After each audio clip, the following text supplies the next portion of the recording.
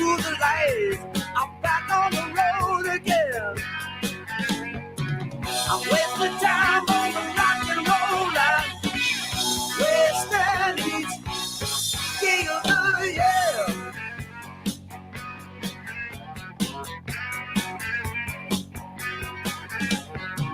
I'm resting here on the interchange street till they pull the plug and we all disappear.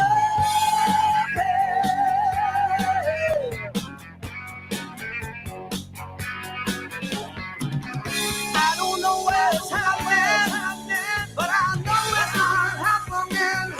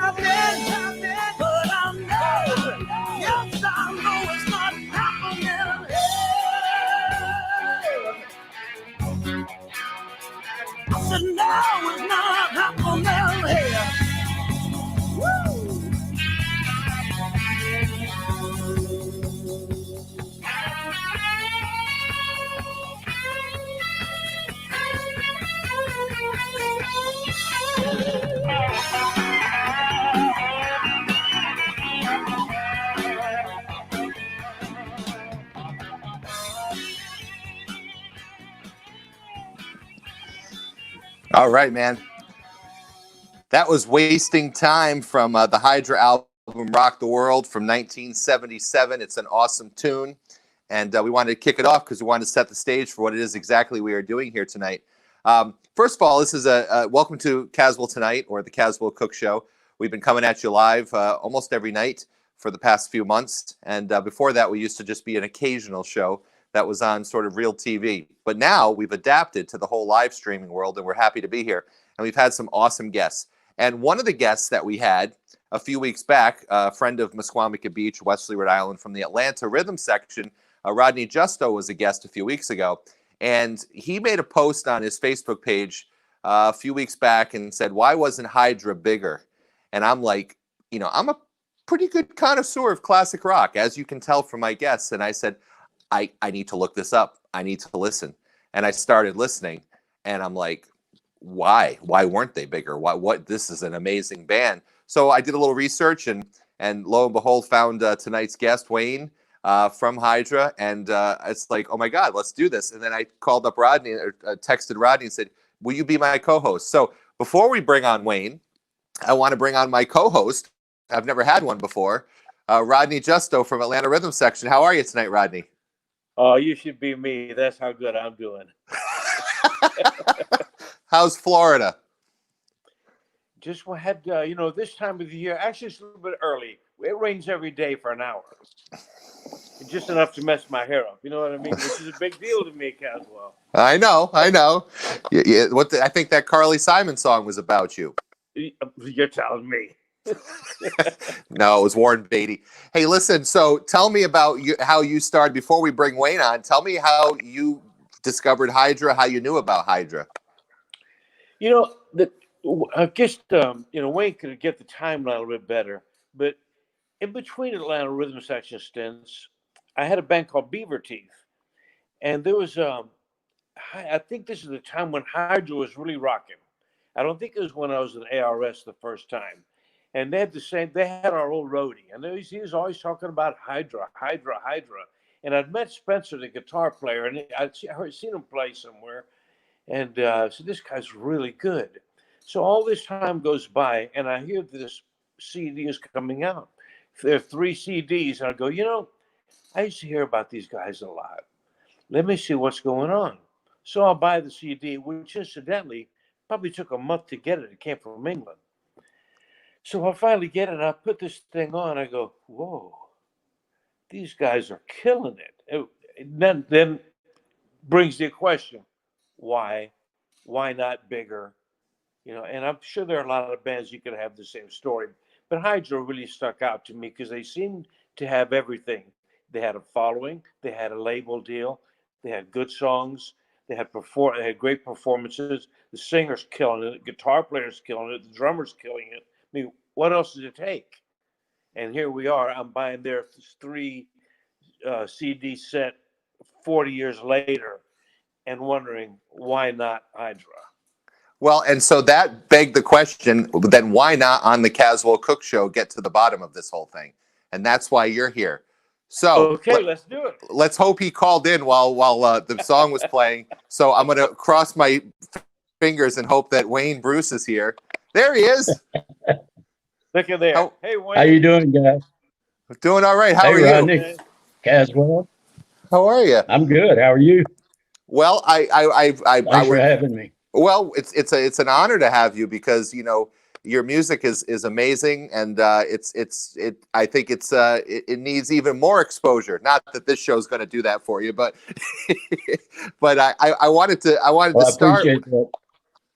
I wanted to start and have you tell us about how this band came to be. I know you were in a band called Nickelodeon and Noah Mayflower and Osmosis, if I know the bands correctly. How did that formulate around 1970 to Hydra? How did it happen? You've been doing your homework there. Rodney actually is kind of indirectly, helped me get into the band that actually became Hydra later, because I was a big Candyman fan, and I used to come up to Red Jones shows in Cobb County. You remember those, Rodney? Of course, yeah. Red Barn, yeah. I saw him recently, by the way. I'll tell you some other time about that. Yeah. Oh, really? Yeah. Wow, I haven't seen him in years. Rodney, you're the co-host. You can say anything you want. I never want to interrupt Wayne while he's talking. I'm so interested to hear the things he's got to say. But thank you very much, Wayne. Mackie Watley, I was there listening to you guys at Red Jones one night at Candyman. In fact, I came every time you guys played if I wasn't working somewhere, because I loved the band. Best band going at the time, no doubt about it. And I got Mackie to introduce you. Mackie introduced me to you. And you told me to give you a cigarette before you slapped me. You remember that?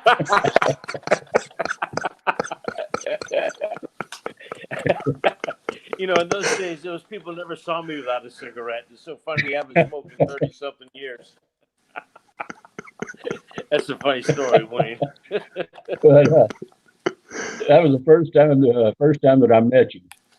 And like you said, the first band we had was called Noah Mayflower.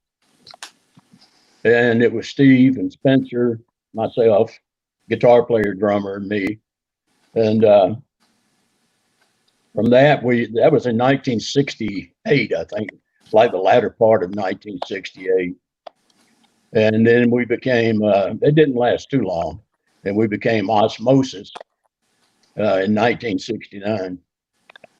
And that lasted for a little while, and we made a little bit of noise with that band. But then we became Hydra in 1970. And we had a bass player by the name of Trip Burgess at the time, who has passed away now, unfortunately. But the band actually recorded the first 2 albums.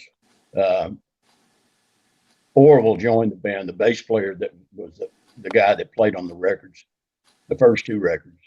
He joined in 1971. And as they say, the rest is history. So how did you get your how did they discover you to get to the Hydra album that came out in 1974? I mean, what circuit were you working? Where were you guys from that you got discovered and got signed? We were from Atlanta. We were from Atlanta, Georgia. And we played everywhere in the South that you could possibly play. I mean, we wore it out. We were a hard-working band. We played everywhere. And we just kind of built a reputation from live shows. And Capricorn was interested in the band. We also had interest from Epic. And we had an offer from Mountain's label, Windfall. Remember Mountain? Yeah, of course. Mississippi Queen. Yeah. Yep. And of course, Al Cooper. We had one of the first offers from Al Cooper when he came to Atlanta.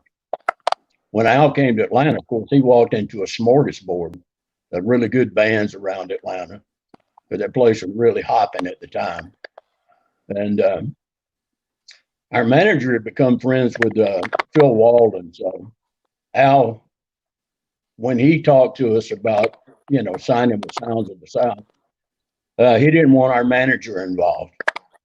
And so the manager went down and did a deal with Capricorn, and that was kind of the name of that story. I always thought that maybe would have been better off we'd have signed with Al, but talked to some of the other guys that did sign with Al, and they didn't have too much good to say about it, but he did get Skinner that tour with the Who, which is what put them over the top. And that would have something like that would have been nice. Was Al interested in you guys as managing you guys or just producing you guys? He was managing us. Wow. Guy named Dan Turbeville. Dan Turbeville produced the first album, and it was remixed by Johnny Sandlin. And then the second album was produced by Johnny Sandlin. And then the Rock the World album, we kind of co-produced that along with a guy named Michael Stewart. So were you guys a four-piece, or did you were a four-piece and became a three-piece, or how did it work? Yeah, we were four-piece up until actually in the early days we were actually five-piece, and I just sang out front. And I was a guitar player, but I wanted to be a singer out front. I was kind of, I got the Tom Jones thing from watching Rodney. So I was doing some of that stuff, And, actually, when Spencer came to hear the band Nickelodeon that I was in, I think probably one of the reasons that he asked me to join their band that they were putting together at the time was because I did a couple of Candyman songs.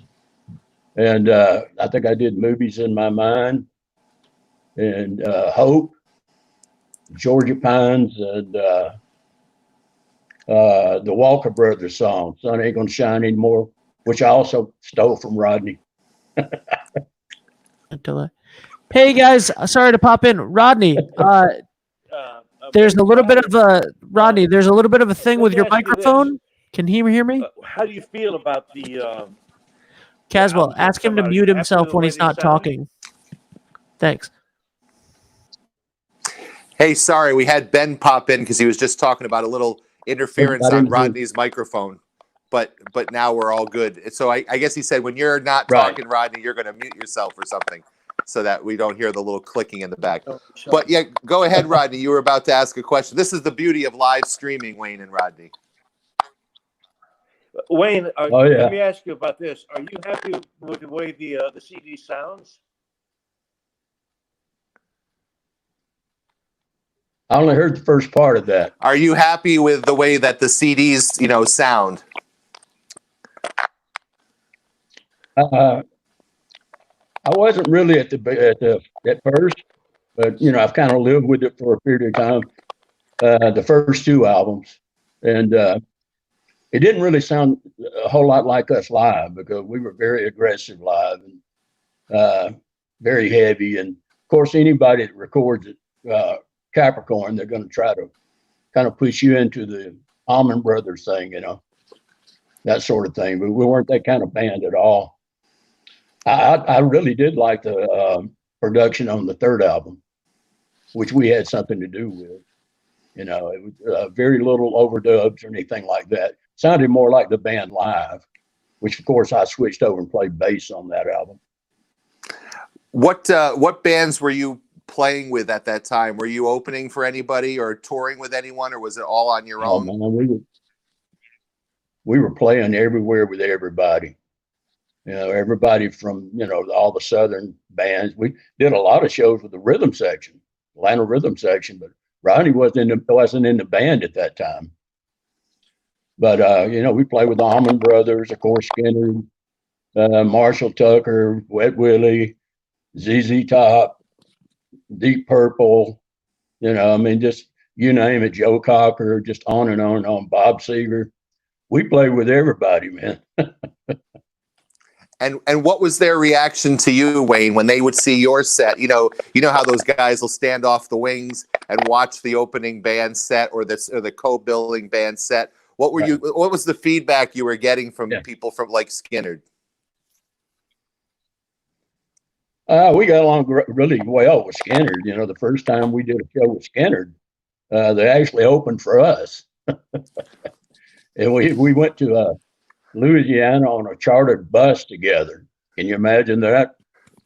And wow. But we were the headline act, and they were their first album hadn't come out yet, and ours hadn't come out yet either. And at that time, we were the better known band. And but the response from people, you know, some of the people got kind of weren't too damn happy about our set, you know, because we made a few headliners not look too good. But Bob Seger, you know, all the times we played with him, he would come out and watch our set. And Mark Farner too, you know, when we played with Grand Funk Railroad, he would come out and watch our set and egg us on and all that sort of thing, you know. So those guys are pretty cool. Someone just wrote down here below, Hydra kicked Skinner's ass. Well, I'm not going to say that. Wayne, I must tell you, I've spent some time listening to these CDs, and the thing that's impressed me so much is bands make records, and performing live is totally different than making records. But your records, to me, sounded like you guys are playing live. You're just killing it the whole time. Well, we kind of were doing that when we recorded those albums. We did do all the basic tracks live, you know. And then I go back and overdo the vocals, and of course we'd overdub guitars and that sort of thing. But we did play all the basic tracks all at one time. You know, back in those days, you didn't have the paste and editing and all that stuff going on. You know, it was all analog. I miss those days. What led to kind of the end of Hydra? Like, why did you decide to stop as a group? Well, you know, band actually broke up, I guess, after that third album, probably around sometime in 1978. But we did reunions every decade since then. We had one brief one in 1980 in the 80s. We had one in the 90s, and we did one in 2005, which was resulted in the live album, the live Hydra live after all these years. And then of course, you know, the last gig that we played was in 2017, and it was a sold out show. It was great seeing so many people that came from, you know, from all over the states and everything to come see us, because they hadn't. And we brought Orville back for that last show, because Orville had been in New York and he had become a country singer. You know, he left in 1970, sometime in 75, I think later part of 75. And we brought him back for that last show. And that was the first time that all four of us had actually been on stage, the original recording band, since 1975. Yeah, and that was 2017. So it was kind of a special thing, you know. Matter of fact, I'm wearing the hat that I had on, that I wore that night. It was the only time I ever wore it. Well, if you're going to do one every decade, your time is limited, Wayne. Oh, I know that, man. I hate to break it to you. Not getting any younger, that's for sure, you know. I had some health problems back in, had some health problems back in 2015, and kind of slowed my career down a little bit. But I did do the show in 2017. So what are your, you know, do you want to do another Hydra show? I don't know if we'll do that or not. We get asked a lot about that. I don't know if anybody wants to see our old butts playing music again or not, you know. But I don't know. I guess anything is possible. But Well, there's been some problems with some of the members in the band, you know. And, you know how that goes. I don't know. Like I said, anything's possible, I guess. You know, we are one of the few bands around from that period of time that all four members are still alive. And there's not too many bands from that period can say that.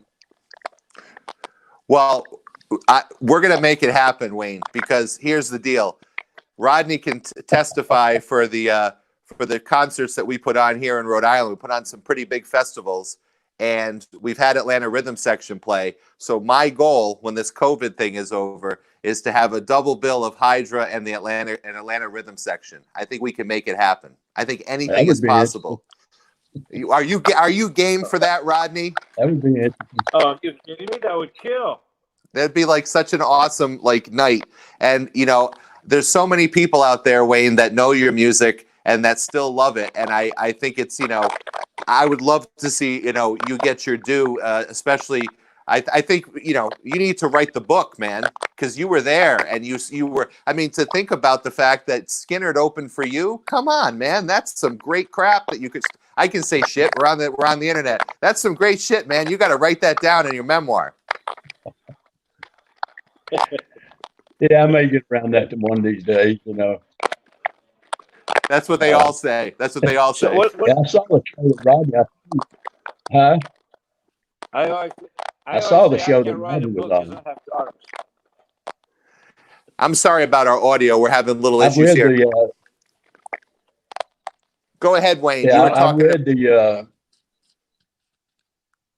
I was just telling Rodney that I read the Atlanta Rhythm Section book recently.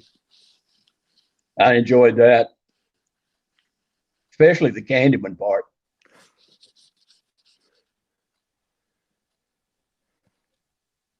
Mic is muted. I don't know if, in fact, you can hear me or not. You know what we're going to have you do, Rodney? We're going to try to readjust your audio. We're going to have you leave the conversation for a second and then go back on the thing and sign back on. Kaz, he doesn't need to do that. He just needs to either put headphones in or mute himself, except for when he wants to talk. Or you have headphones, Rodney? Do you have any headphones, Rodney? Yep, they won't.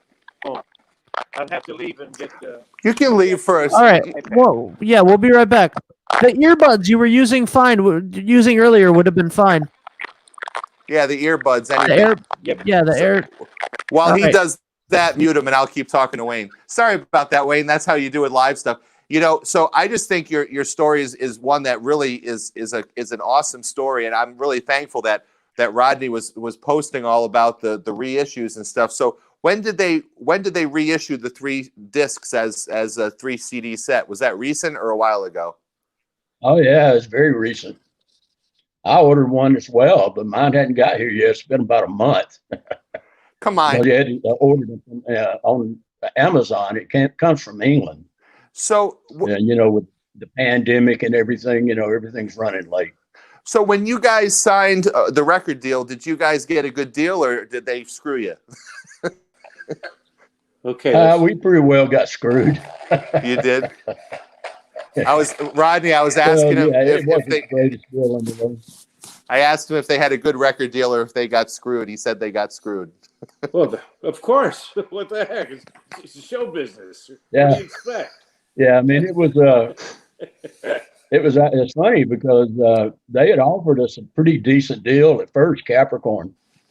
And when our manager found out that Al Cooper wanted him out of the picture and wanted to sign us to Sounds of the South, he went back to Capricorn and they offered him a lesser deal. So we actually signed for a lesser deal than what we originally offered. We didn't find out about that until afterwards. So when they decided to do this reissue Of course. with these 3 discs, did they consult you or they just did it? Oh, they just did it. Yeah. Yeah, we're kind of looking into that because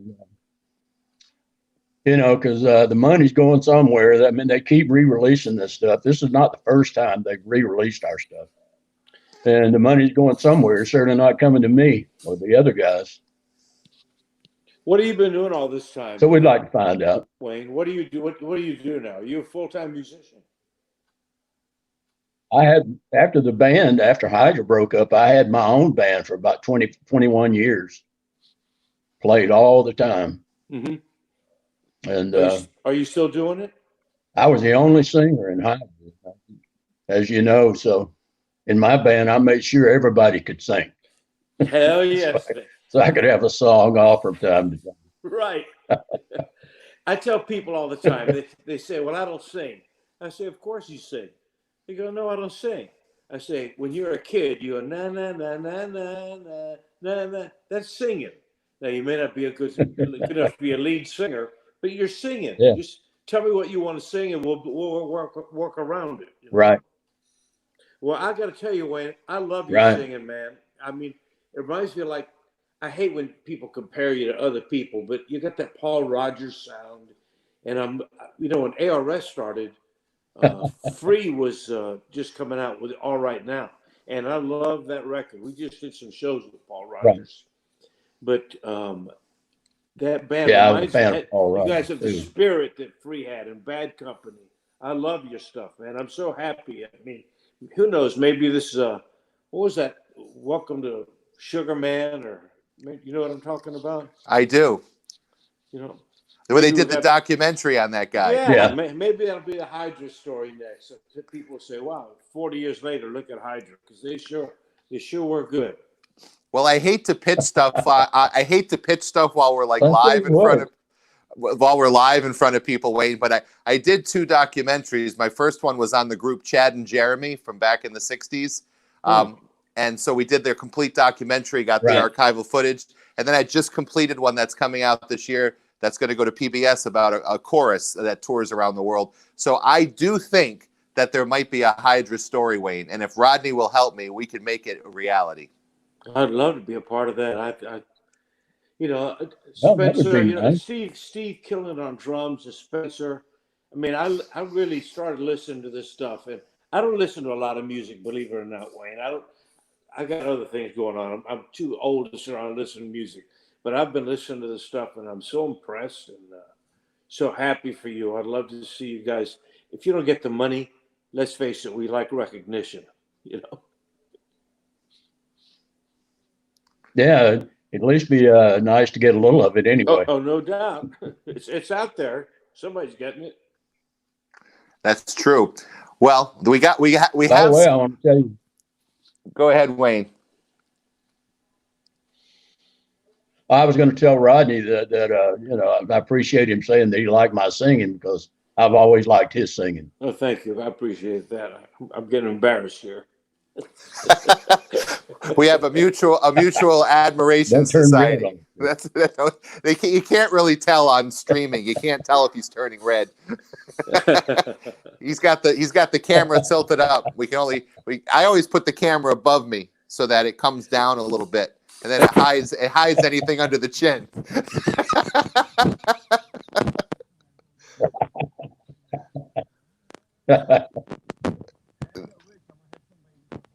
also, when I did give Rodney the cigarette when he told me to give him one, or he slapped me back in 1967, I guess it was. That's good honest stuff. to God, we played a show somewhere in like West Georgia or Carrollton or something like that, and Red Jones comes up and says and introduces us. Says, "Man, I know who you are." And he was so happy. He was sort of reliving all the old stuff, and he came in on and introduced us. Red Jones was a guy, Caswell, who promoted shows in Marietta, Georgia, and he would, all the bands would play at his shows. And, that's one of the places that we would play. So here we are, 50 years later. He's in like the Radio Hall of Fame or something, and he was happy to see that we remembered him. And I mean, you guys have reached all new heights by being on the Caswell Cook right. Show. I've lost control of 3 bottling functions here. We're just all about having fun and having conversations because, honestly, what the hell are we supposed to do during COVID-19? It's like, everyone's itching to get out and play some music and do some concerts. And it's like, what have you been doing during COVID, Wayne? Are you self-quarantining or are you getting out? Now, I get out a little bit. I have been self-quarantined, but I'm definitely one of those people that's, a suspect for that, Me too. The COVID virus. I'm not suspect. Some of the health problems I have is the ones that it kind of works on. I'm not going out. I got coronary disease. I'm diabetic. I'm 75 years old. I'm staying in. If COVID wants me, they got to come get me. Oh, wow. I'm diabetic too. I noticed something I'm when diabetic as well. And I have, imagine these conversations back in the 70s. Now you guys are talking about diabetes and being in your 70s. Can you imagine? Can you imagine? Hey, yeah. But you're on the right true. you're on the right side of the ground and you're still able to make music, and that's the blessing that it is for everybody to be able to still be able to hear the songs. And Rodney, you bring those songs all the time. And Wayne, the other question I wanted to ask you is, are you still writing songs? Yeah, I do. I haven't been writing that much lately, but I've got a little demo studio, and I do write songs still. Awesome. That's hey, the other now who was the keyboard? You trying to write a hit song? Who was the keyboard player that played with the Stones that also played with you guys? Oh, Chuck Lavelle. Yeah. What was your relationship with him? Yeah. He's a great guy. I mean, you couldn't meet a nicer guy. And what did he play on? Super guy. What records was he on? Was he on all 3 or was he on one of them? I think mostly he was on the second album, Land of Money. Awesome. Well, listen, guys, I know we've had a little bit of a delay in the audio here, which I apologize for, but that's live streaming. But listen, Wayne, I want to thank you so much for taking the time to talk to us tonight. And I definitely don't want it to be our last conversation. And I really do want to figure out a way to do a Hydra reunion show and have a double bill with Atlanta Rhythm Section. So I'm going to make that happen for all of us, because to be able to see you guys perform live would be a thrill for me, because I wasn't there the first time around. There's only 3 of them and they're all alive. What's the holdup? I want to get my old bands. If I want to get my old bands together, I need a shovel. No, we still have 4. Oh, you got Orville? We still have 4. Orville's still alive and well. He's in New York. I rest my case. Well, he was on the last thing.